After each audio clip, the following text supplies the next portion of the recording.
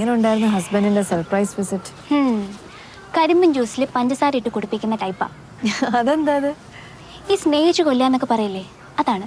Daily ഒരു 12 പ്രാവശ്യം വിളിക്കും. ചേച്ചി, നമുക്ക് ആകപ്പാടെ കിട്ടുന്നൊരു സൺഡേയിൽ എന്തൊക്കെ കാര്യങ്ങളാണ് ചെയ്യാനുള്ളത്? അപ്പോഴാണ് കോഴിക്കോട്ട് നിന്ന് ബൈക്കെടുത്തുള്ള വരവ്. എൻ്റെ ഫുൾ ഡേ വേസ്റ്റായി.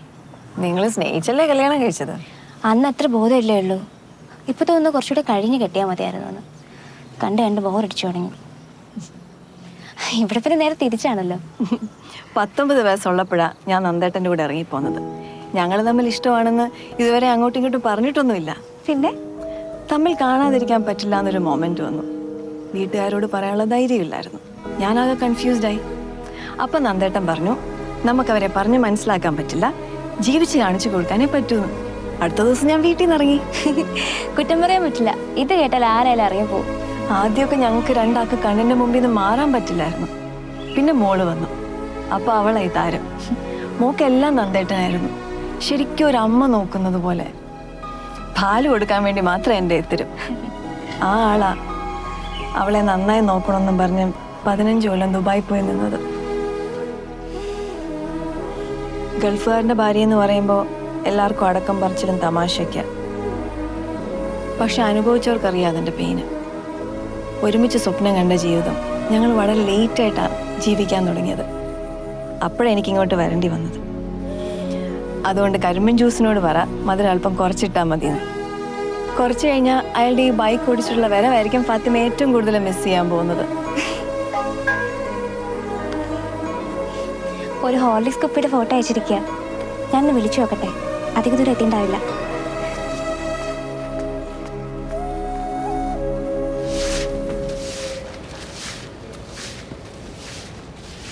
കുട്ടിയെ, നീ ഒരു കാര്യം ചെയ്യേ. സാറ് വരക്ക് ടൈം ആച്ചേ. നീ സീக்கிரம் പോയി அந்த கம்ப்யூட்டர் இருக்கிற டேபிள் இல்ல, அது க்ளீன் பண்ணு. எனக்கு வெளியே கொஞ்சம் வேலை இருக்கு. G sir.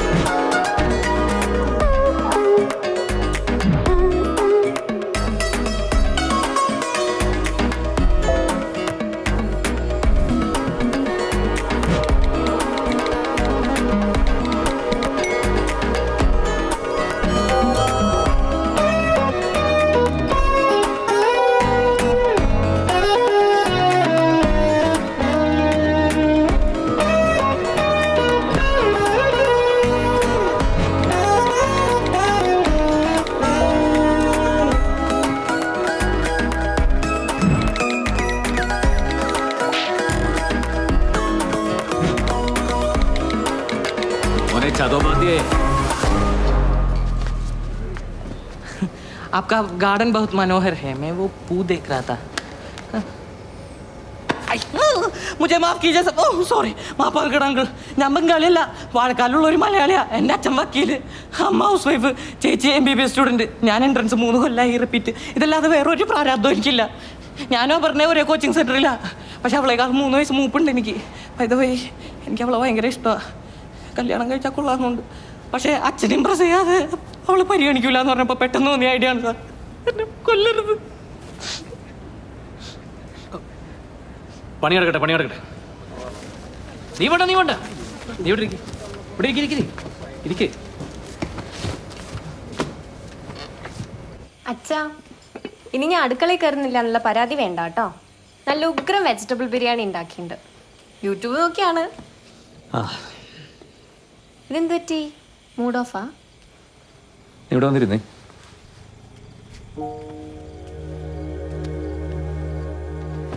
ഇന്ന് ഞാൻ ആ രവീന്ദ്ര ചതോപാധ്യായ പിരിച്ചുവിട്ടു. വിചാരിച്ച പോലെയല്ല, അവൻ മഹാകള്ളനാ. അച്ഛനല്ലേ പറഞ്ഞു അവൻ ഭയങ്കര സ്മാർട്ടാണ്. സ്മാർട്ടാ? Over smart.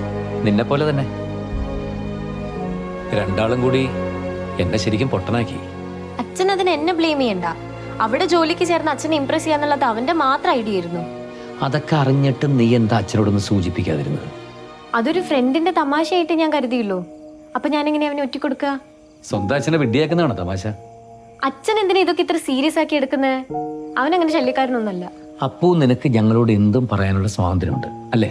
ഇങ്ങനൊരു പയ്യൻ പുറകടക്കുന്ന കാര്യം, അല്ലെ അവനിങ്ങനെ ഒരു വേഷം കെട്ടുന്ന കാര്യമൊക്കെ ഞങ്ങളോടും തുറന്നു പറഞ്ഞൂടെ? എങ്കിൽ ഞങ്ങളത് എൻജോയ് ചെയ്യില്ലേ? ഇതിന് മാതിരി കളിയാക്കുന്ന പോലെ ആയില്ലേ? അച്ഛൻ എന്താ എന്നെ തീരെ വിശ്വാസമില്ലാത്ത പോലെ? എങ്ങനെ വിശ്വസിക്കാപ്പൂ? കമ്പനിയിൽ വെച്ച് ഞാൻ അവരെ നേരിട്ട് പരിചയപ്പെടുത്തിയതല്ലേ. അപ്പൊ പോലും നിങ്ങൾ എന്റെ മുമ്പിൽ നാടകം കളിച്ചു. ഇതൊരൊറ്റ ദിവസം മാത്രം തമാശയല്ലല്ലോ. ഇന്ന് നിങ്ങൾ ചാറ്റ് ചെയ്തില്ലേ? നിന്റെ ഫോണും എടുക്കുക. ആരൊക്കെയാണ് നിന്റെ ഫ്രണ്ട്സ്, എന്തൊക്കെയാണ് നിങ്ങൾ ചാറ്റ് ചെയ്യുന്നതെന്ന് ഞാനും ഒന്ന് കാണട്ടെ. ഒരാളുടെ പ്രൈവസി കയറി ഇടപെടാൻ വേറെ ആർക്കും അവകാശമില്ല. വേറെ ആരുമല്ലല്ലോ, ഞാൻ നിന്റെ അച്ഛനല്ലേ. വിട്. അപ്പു വിടാനാ പറഞ്ഞത്. ഏയ് വിട് അപ്പു.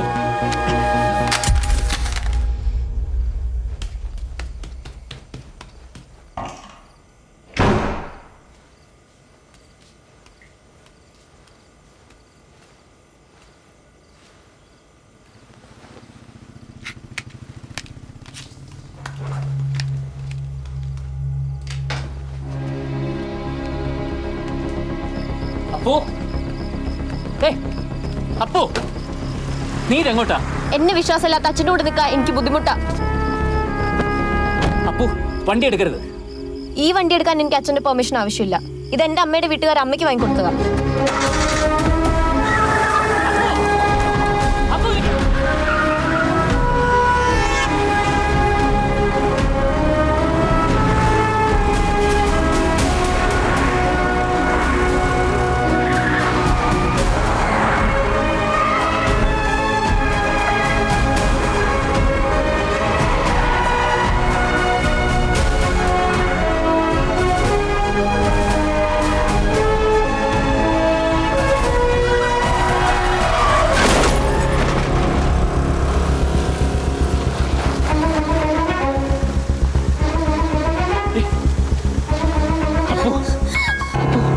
നിനക്കൊന്നും പറ്റില്ല മോളെ. ഇല്ല, പക്ഷേ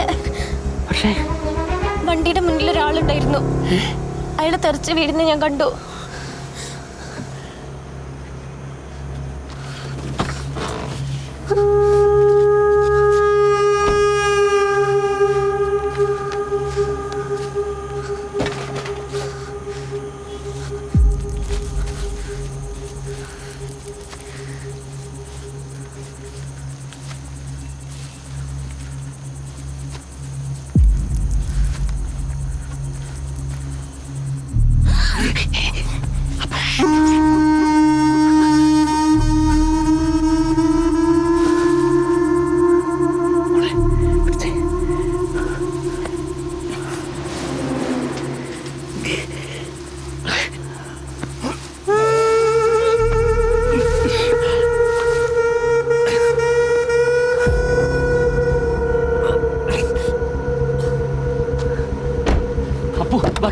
അച്ഛാ, നമ്മൾ എങ്ങോട്ടാ പോണേ?